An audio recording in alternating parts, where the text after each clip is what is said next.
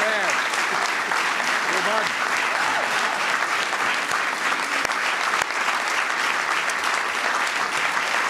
All right, that's enough.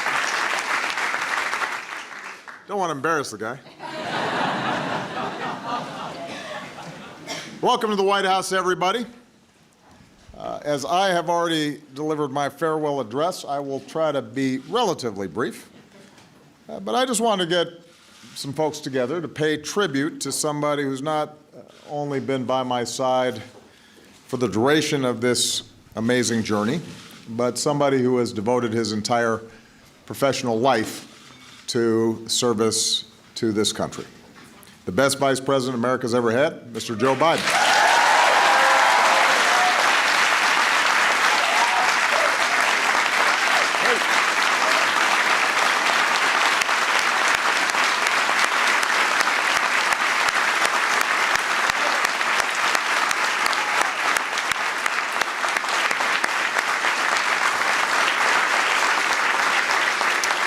This also gives the internet one last chance to talk about our bromance.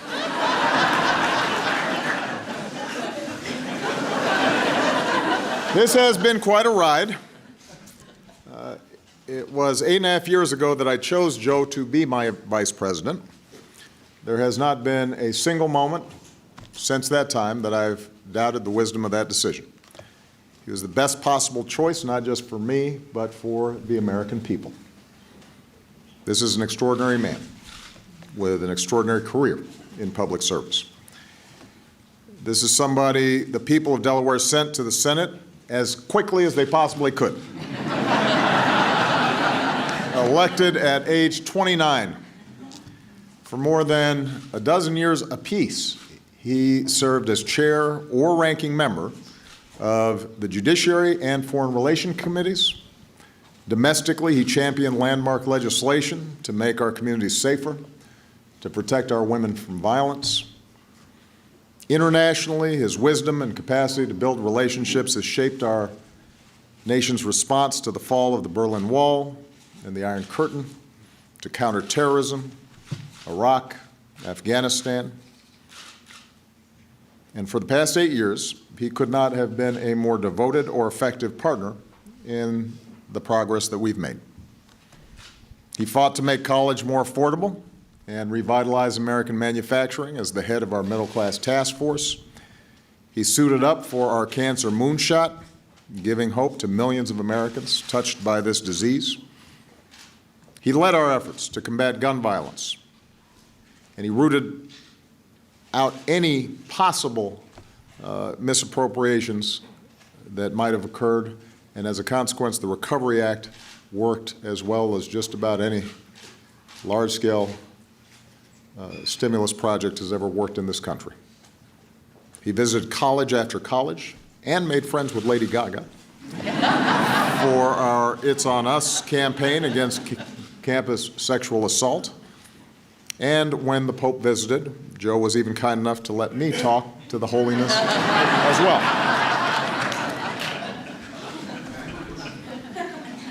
Behind the scenes, Joe's candid, honest counsel has made me a better president and a better commander-in-chief.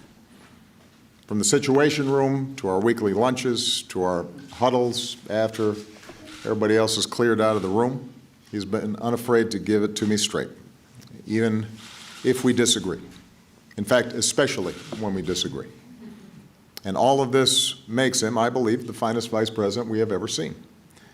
And I also think he has been a lion of American history.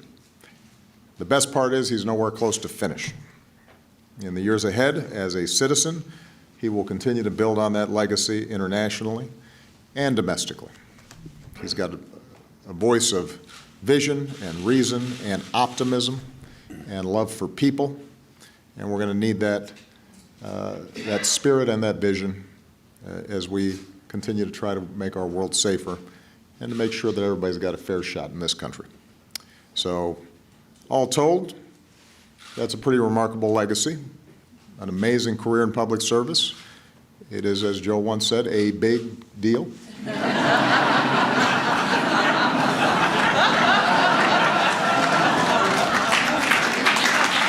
It is.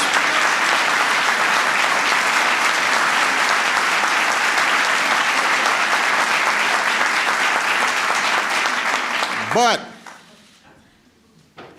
we all know that on its own, his work, this list of accomplishments, the amazing resume, does not capture the full measure of Joe Biden. I have not mentioned Amtrak yet or aviators, literally.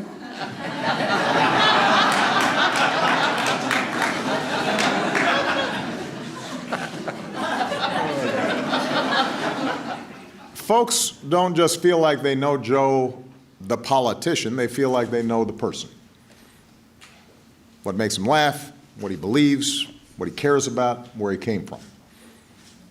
Pretty much every time he speaks, he treats us to some wisdom from the nuns who taught him in grade school, or an old Senate colleague, but of course most frequently cited Catherine and Joseph Sr., his mom and dad. No one's better than you, but you're better than nobody. Bravery resides in every heart, and yours is fierce and clear. When you get knocked down, Joey, get up. Get up.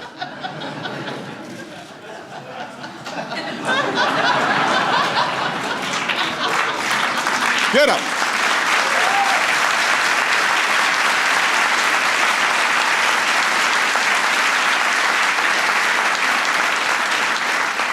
That's where he got those broad shoulders. That's where he got that Biden heart. And through his life, through trial after trial, he has never once forgotten the values and the moral fiber that made him who he is. That's what steels his faith in God and in America and in his friends and in all of us. When Joe talks to auto workers whose livelihoods he helped save, we hear the son of a man who once knew the pain of having to tell his kids that he had lost his job. When Joe talks about hope and opportunity for our children, we hear the father who rode the rails home every night so he could be there to tuck his kids into bed. When Joe sticks up for the little guy, we hear the young boy who used to stand in front of the mirror, reciting Yeats or Emerson, studying the muscles in his face, determined to vanquish a debilitating stutter. When Joe talks to Gold Star families who've lost a hero, we hear a kindred spirit, another father of an American veteran, somebody whose faith has been tested and who has been forced to wander through the darkness himself and who knows who to lean on to find the light. So that's Joe Biden, a resilient and loyal and humble servant, and a patriot, but most of all, a family man. Starts with Jill, captain of the Vice Squad. Only the second lady in our history to keep her regular day job.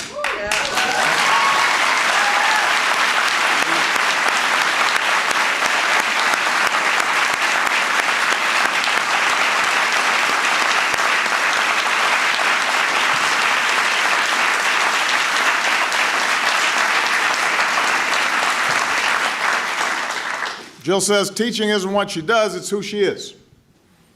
A few days after Joe and I were inaugurated in 2009, she was back in the classroom teaching.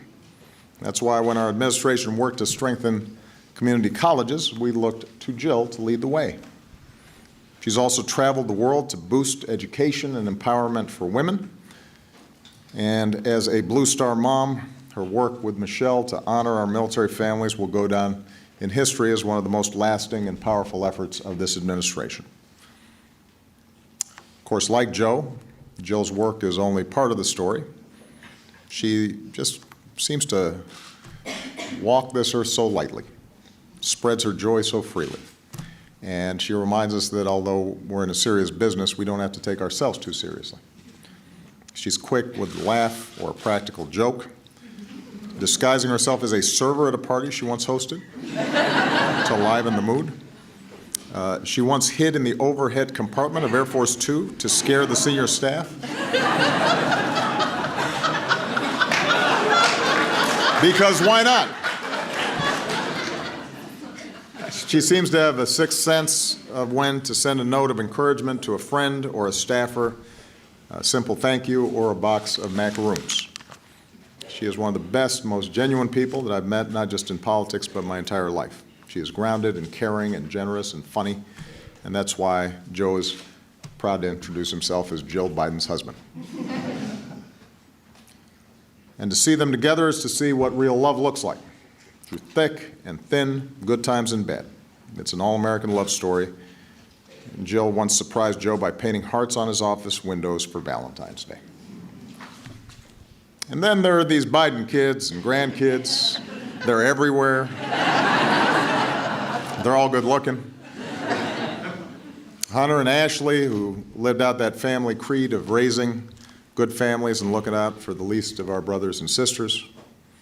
Bo was watching over us with those broad shoulders and mighty heart himself, a man who left a beautiful legacy and inspired an entire nation. Naomi and Finn and Maisie and Natalie and little Hunter, grandchildren who are the light of Joe's eyes and gives him an excuse to bust out the squirt gun around the pool. This is the kind of family that built this country. That's why my family is so proud to call ourselves honorary Bidens. As Yeats put it, because I had to quote an Irish poet, and Seamus Heaney was taken. Think where man's glory most begins and ends, and say my glory was I had such friends. Away from the camera, Jill and Michelle have each other's backs just as much as when they're out championing our troops. Our girls are close, best friends at school, inviting each other for vacations and sleepovers. Even though our terms are nearly over, one of the greatest gifts of these past 8 years is that we're forever bonded as a family. But of course, I know that the Obamas are not the only ones who feel like they're part of the Biden clan, because Joe's heart has radiated around this room. You see it in the enduring friendships he's forged with folks of every stripe and background up on Capitol Hill. You see it in the way that his eyes light up when he finds somebody in a rope line from Scranton or just the tiniest towns in Delaware. You see it in the incredible loyalty of his staff, the team who knows that family always comes before work because Joe tells them so every day, the team that reflects their boss's humble service here in this building where there have been no turf wars between our staffs because everybody here has understood that we were all on the same mission and shared the same values. There's just been cooperation and camaraderie, and that is rare. It's a testament to Joe and the tone that he set. And finally, you see Joe's heart in the way he consoles families, dealing with cancer backstage after an event, when he meets kids fighting through a stutter of their own. He gives them his private phone number and keeps in touch with them long after. To know Joe Biden is to know that love without pretense, service without self-regard, and to live life fully. As one of his longtime colleagues in the Senate, who happened to be a Republican, once said, if you can't admire Joe Biden as a person, you've got a problem. He is as good a man as God ever created. So, Joe, for your faith in your fellow Americans, for your love of country, and for your lifetime of service that will endure through the generations, I'd like to ask the military aide to join us on stage.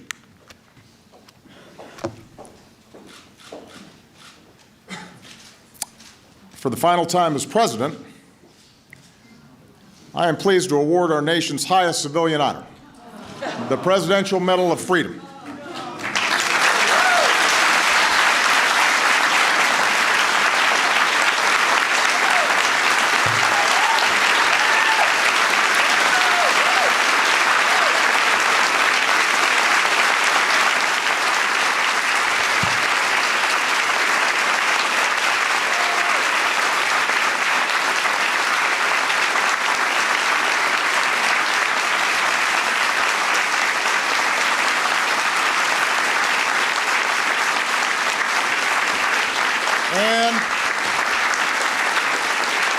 And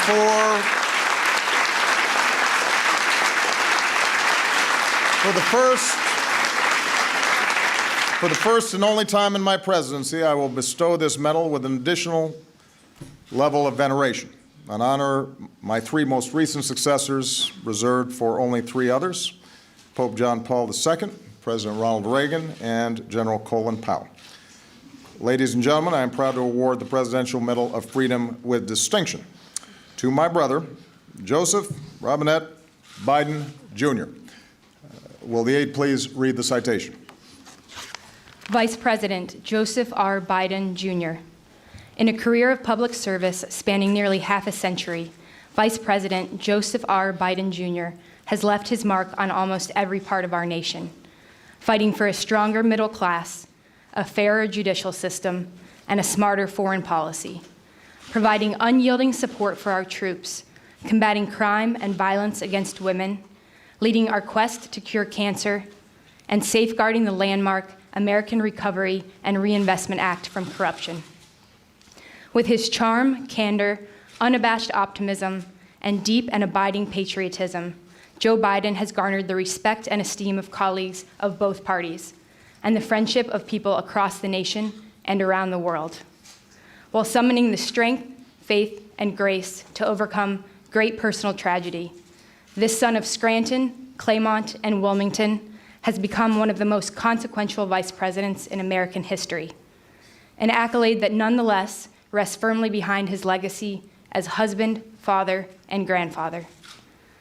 A grateful nation thanks Vice President Joseph R. Biden, Jr. for his lifetime of service on behalf of the United States of America.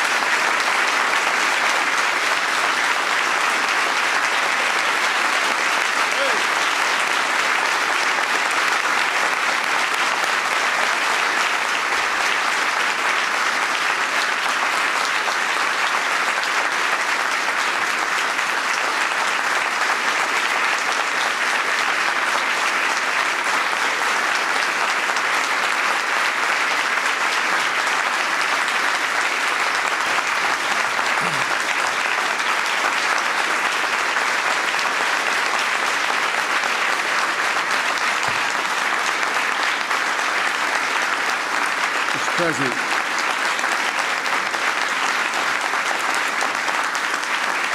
Please, thank you. Thank you.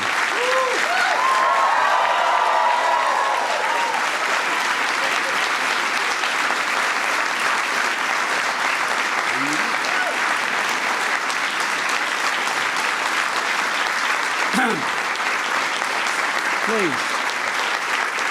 Thank you. Ricchetti, you're fired. For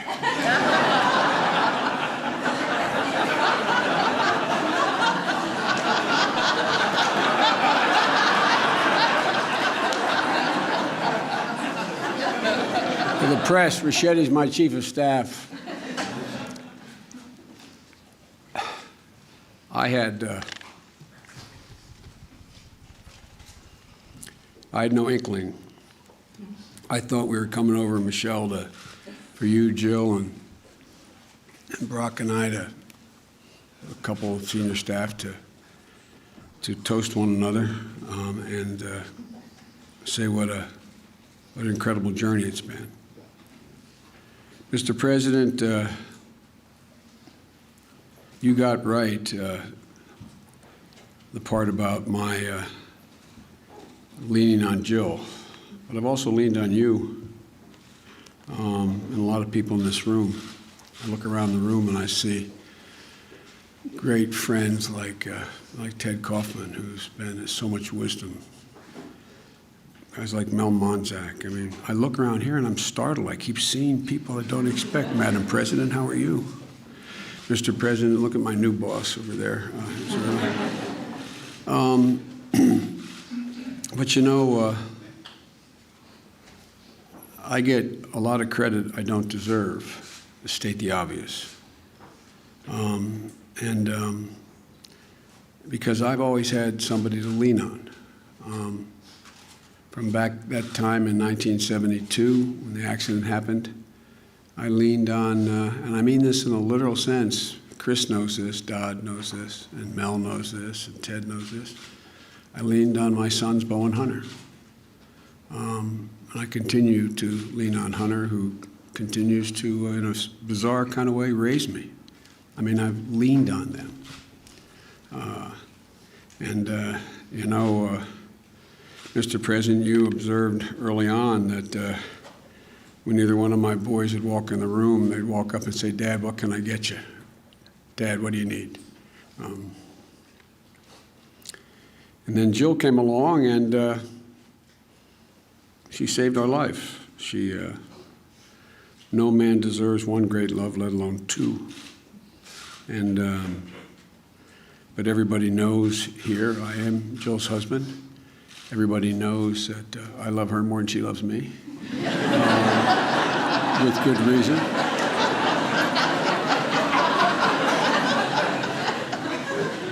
And she gave me the most precious gift, the love of my life, the life of my love, my daughter Ashley.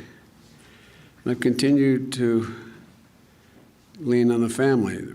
President, you kidded me once. You heard that in the preparation for the two debates, vice presidential debates that I had, only had two, that Bo and Hunt would be the last people in the room, and Bo would say, "Look at me, Dad, look at me.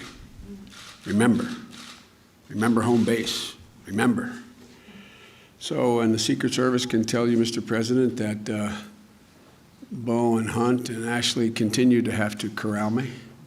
We're at one of the national parks, and I was climbing up on top of a bridge to jump off the bridge with a bunch of young kids, and I hear my sons yelling, "Dad, get down, now!"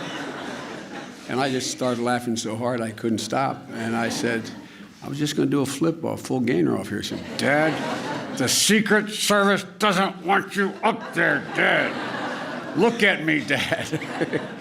You know, so we've never figured out who the father is in this family. And Mr. President,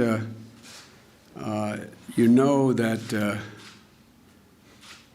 with good reason, there is no power in the vice presidency. Matter of fact, I just did for Nancy Pelosi's daughters, you have readings of the Constitution. You probably did one for her. And they had me read the provisions relating to the vice presidency in the Constitution. And there is no inherent power, nor should there be. But Mr. President, you have more than kept your commitment to me by saying that you wanted me to help govern. The President's line often, other people don't hear it that often, but when someone say, "Can you get Joe to do such and such?" he says, "I don't do his schedule, he doesn't do mine." Every single thing you've asked me to do, Mr. President, you have trusted me to do. And that is that's a remarkable thing. I don't think, according to, I see the president of Georgetown here as well, I don't think according to the presidential and vice presidential scholars that kind of relationship has existed. I mean, for real. It's all you, Mr. President. It's all you. The reason why when you send me around the world, nothing gets, as my mom would say, gets missed between the cup and the lip is because they know when I speak for them. And it's been easy, Mr. President, because we not only have the same political philosophy and ideology, I tell everybody, and I've told them from the beginning, and I'm not saying this to reciprocate, I've never known a president, and few people I've ever met, my whole life I can count on less than one hand, who've had the integrity and the decency and the sense of other people's needs like you do. I know you're upset when I told the story about when Hunt and I were worried that Bo would have to that he would, as a matter of honor, decide he had to step down as Attorney General while he was fighting his battle because he had aphasia. He was losing his ability to speak. And he didn't want to ever be in a position where, to him, everything was about duty and honor. And I said, and he may resign. I don't know. I just have a feeling he may. And Hunt and I had talked about this. And I said, he doesn't have any other income, but we're all right because Hunt's there and I can sell the house. We're having a private lunch like we do once a week. And this man got up, came over, grabbed me by the shoulders, and looked me in the eye and said, don't you sell that house. You love that house. I said, it's no big deal, Mr. President. He said, I'll give you the money. We'll give you the money. Promise me. Promise me. You won't sell that house. I remember when Ashley, Mr. President, we were in the Oval, and Ashley was in an elevator. And the elevator plummeted to she was with a group of people, I forget which building in Philadelphia, and it plummeted to the ground. And immediately the service was worried that, she may have been badly hurt.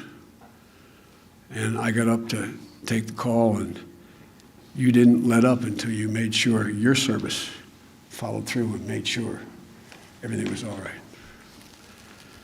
But Mr. President, we kid about both about marrying up. We both did that kind of thing. But the truth of the matter is, I said this to Michelle last night. Michelle is the finest first lady, in my view, that has ever served in the office. There's been other great first ladies, but I really genuinely mean it.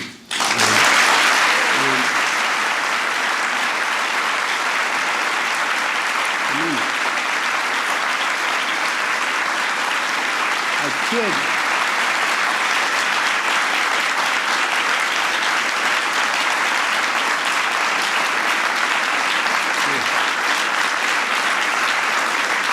When I got to meet Michelle's brother, and he told me about how you guys were raised, and I got to know and love your mom. If your mom 15 years older, she could have been my mom. I mean, literally, the way you were raised, the way we were raised, there wasn't any difference. And I knew that this decision to join you, which was the greatest honor of my life, was the right decision on the night we had to go and accept the nomination, be be nominated at the convention. And Finnegan, who's now 18 years old, was then 10 years old. And she came to me and she said, Pop, is it okay if the room that we're in, Finnegan, Maisie, and Naomi, that we have the beds taken out? And I said, why?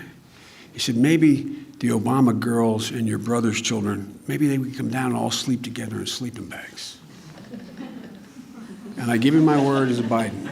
I knew when I left to go over to the convention, opened that door and saw them cuddle together, I knew this was the right decision. I knew it was the right decision. I really did. Because, Mr. President, the same value set. The same value set. Folks, I joke with my staff that I don't know why they pay them anything, because they get to advise me.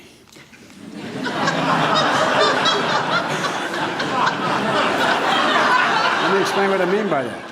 As the president of the University of Delaware, where my heart resides in my home campus of Delaware, as he can tell you,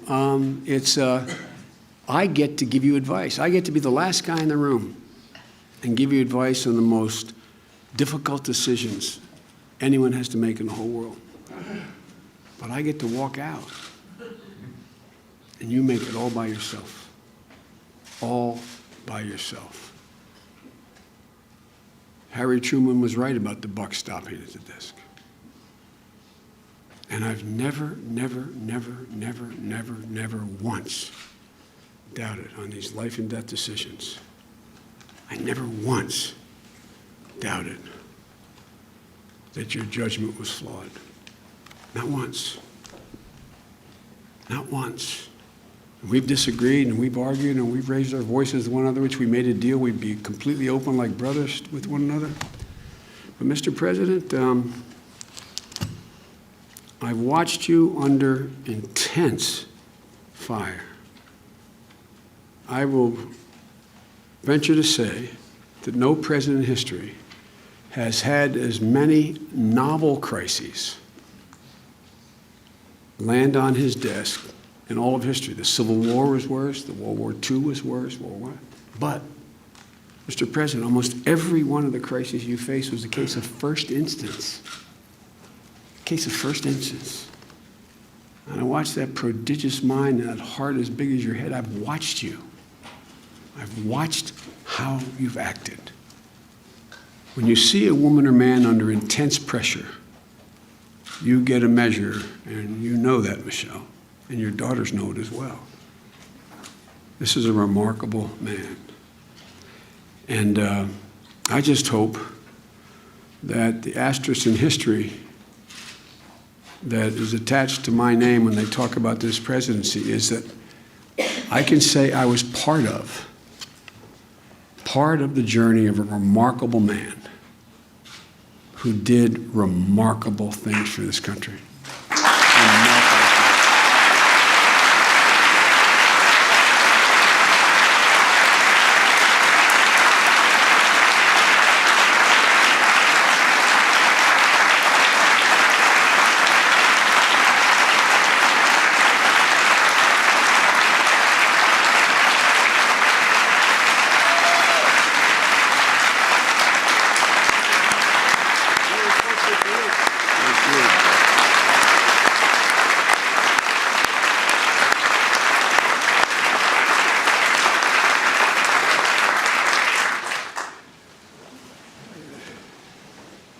You know, I can't let a comment go by without quoting an Irish poet. Jill and I talk about why you were able to develop the way you developed and with the heart you have. Michelle and I have talked about it. I've confided in Michelle. I've gone to her for advice. We've talked about this man. You give me insight. And I think it's because, Mr. President, you gave me credit for understanding other people's misery and suffering. Mr. President, there's not one single solitary ounce of entitlement in you, or Michelle, or your beautiful daughters. And you girls are incredible. You really are. That's not hyperbole. You really are. Not 1 ounce of entitlement. And Seamus Heaney, in one of his poems, said, when you can find someone who says it better, use it. He said, "You carried your own burden, and very soon, your symptoms of creeping privilege disappeared." You carried your own burdens, and very soon, the creeping symptoms of privilege disappeared. Mr. President, you have sometimes been like a lone wolf, but you carried yourself in a way that's pretty remarkable. The history of the journey, your journey, is something people are going to write about in a long time. And I'm not being solicitous when I say this. And you're so fortunate, both of you, to have found each other.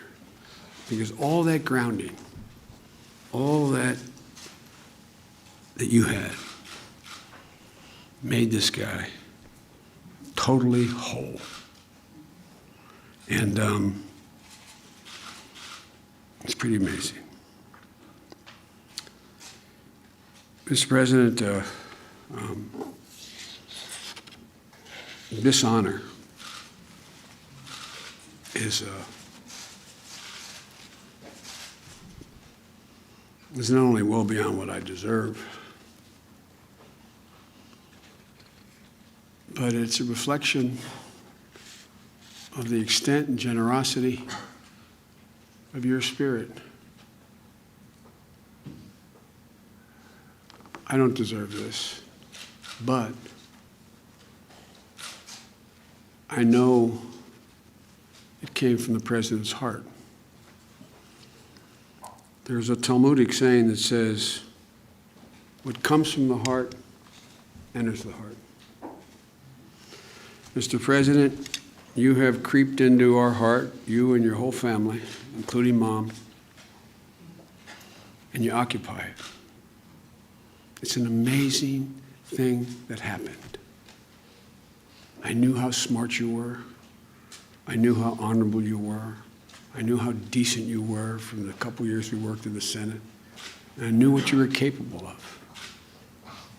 But I never fully expected that you'd occupy the Biden's heart, from Hunter, Ashley, my sister, all of us. All of us. And, Mr. President,